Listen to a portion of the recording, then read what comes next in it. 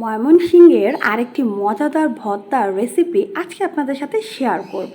আর এই ভর্তাটিও আমার শাশুড়ি মায়ের হাতের করা।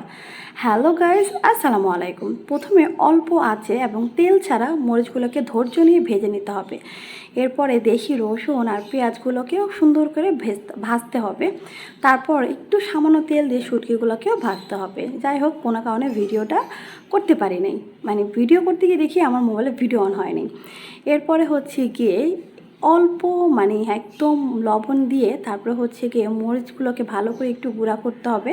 আর এই মরিচগুলোকে গুঁড়া করার জন্য একদম পেস্ট বানানোর জন্য একটু পানি ব্যবহার করা হবে। দেখতেই পাচ্ছেন একটু পানি দিয়েছে। তারপরে খুব ভালো করে শিল পাটায়, এটা কিন্তু অনেকক্ষণ বাটা হয়নি, তা তিনবারের বেলায় এত সুন্দর মিহি একদম পেস্ট হয়ে গিয়েছে।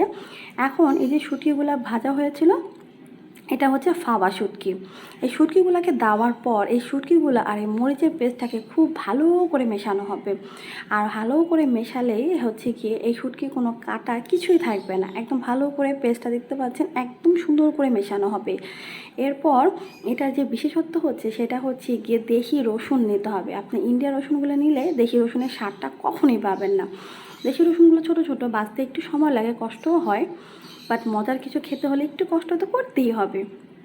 এরপর হচ্ছে রসুন আর পেঁয়াজগুলো একসাথে একটু আদা বাটা করা হবে। কোনো রকম মিহি করে বাটা হবে না, আমি একদম মাঝে মাঝে মিহি করে ফেলি না, ওরকম না, একটু আদা বাটা করা হবে। যখন আপনি ভাত দিয়ে মাখবেন ভাতগুলো, তখন হালকা হালকা করে একটু কামড়ে পড়বে, তখন আপনার ভাতটা খেতে দারুণ মজা লাগে।